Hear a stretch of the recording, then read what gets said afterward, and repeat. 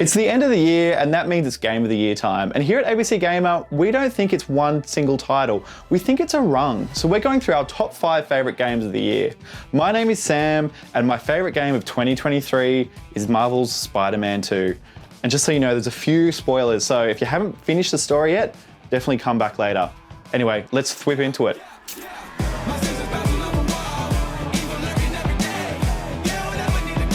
Now, it's probably no surprise that this is my favourite game of 2023, but for someone that was legitimately raised on comic books, there's something that hits a little bit different about this game that gets both 8-year-old Sam and 28-year-old Sam real giddy on the inside. Since the birth of superhero comics, fans like me have always craved seeing comic book characters on screen. And sure, we have that in spades now, but Marvel's Spider-Man 2 is one of the most faithful adaptations I've ever seen. Faithful to the character, faithful to the core of what makes Peter Parker a true hero, and faithful to what these stories can teach us. I mean, the game legitimately made me cry. Twice. On my best mate's couch, playing it on my best mate's PS5 while they watched. And I'm not just talking about one single tear rolling down my cheek either. I mean, proper crying. Now I could sit here and tell you about the amazing graphics and the amazing swinging mechanics and all that jazz, but that's not why it's my favourite game of the year. Let's roll back just a little bit. It's September. Marvel's Spider-Man 2 is due out very soon, and I've just finished playing the first game for the first time. From the very first cutscene, every hallmark of Spider-Man was there. It was a crappy apartment, bills were overdue, pictures of Aunt May and Uncle Ben, a bunch of sciencey, techie stuff, the Daily Bugle, and of course, that incredible hero shot of Spider-Man jumping out the window and into trouble. It throws you straight into the action, skipping over everything we already know about Spider-Man. We don't need a rehashing of that origin story, we get it. Peter Parker bitten by a radioactive spider in high school. But that's what these games do so well. It nails everything it means to be Spider-Man. There was so much hype for Spider-Man 2. I was so ready, not only to play the game for myself, but to share it with my best mate again. We could explore the Venom storyline together, and I could introduce them to a whole bunch of new characters. So the entire first game, they'd sit, watching and asking questions. They really got into the will they, won't they romance of Peter and MJ.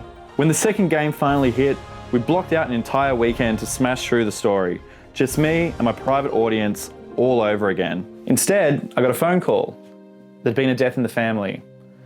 So in a time that felt completely hopeless, and I didn't feel like doing anything, but I also didn't feel like doing nothing, I kind of just sat myself down and I played through Spider-Man 2. Spider-Man has been a constant in my life for as long as I can remember.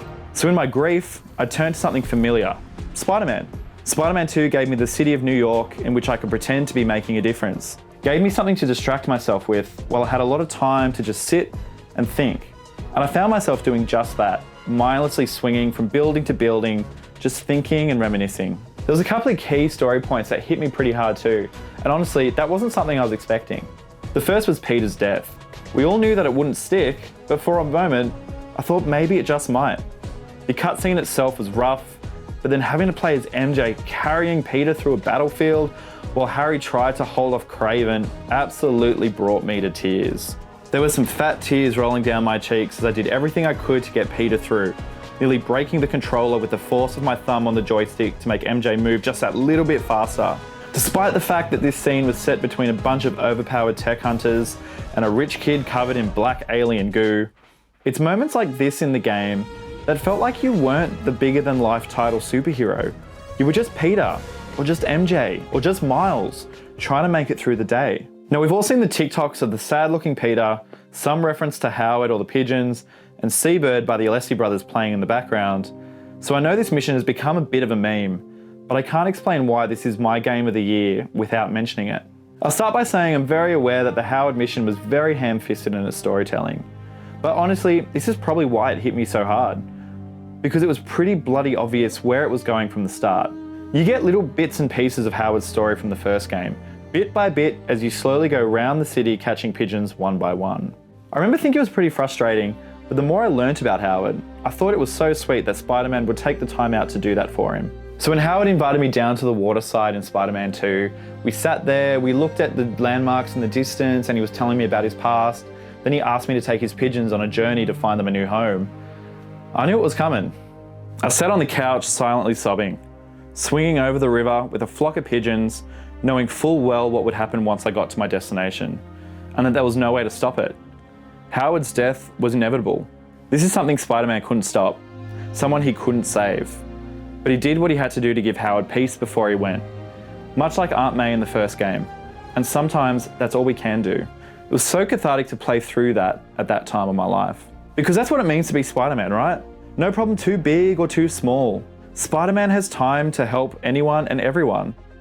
He'll take a moment out from chasing down Doc Ock to go and chase and rescue a pigeon. At least he will when I'm in control. It's little things in the game, but these moments where you have to pick up a civilian and take him to an ambulance after a mugging make these people feel real. They're not just another randomly generated part of the city that just disappears after you swing away from the scene of the crime.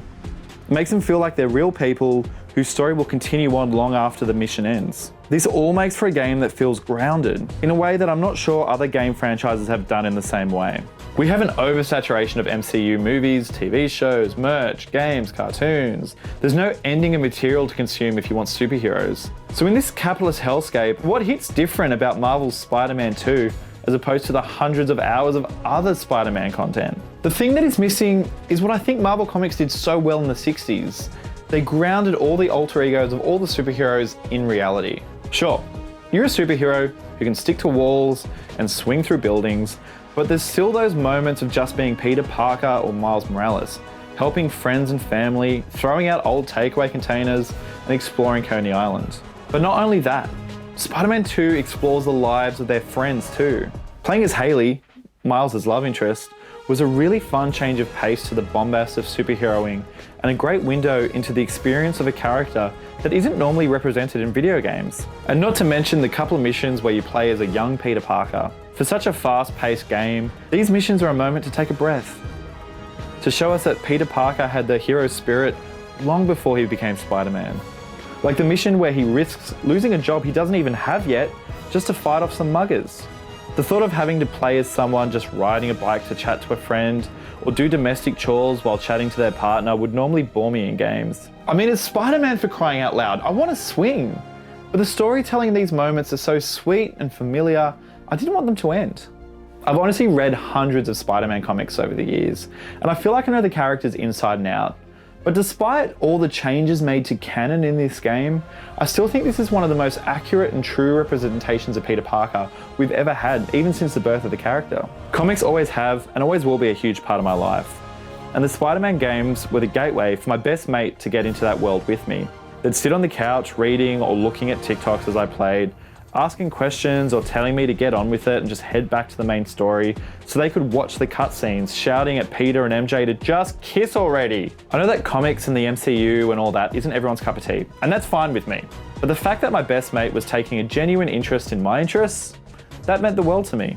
So while I could sit here and tell you that this is my favorite game of 2023 because of the sick swinging mechanics and the huge map of New York and the changes made to combat and all the amazing costumes and all the Easter eggs and looking for all the spider bots, it simply isn't true. The fact is, Marvel's Spider-Man 2 will always remind me of a very particular couple of weeks of my life. Sitting on a couch with my best mate, having serious conversations, reminiscing, and just needing an escape. I'm not going to get all cliche and tell you that it taught me how to be a hero, because it didn't, but it did remind me that we don't have to go through things alone, that we've got friends that we can lean on.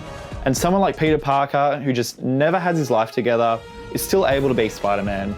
And that is why Spider-Man 2 is my game of the year.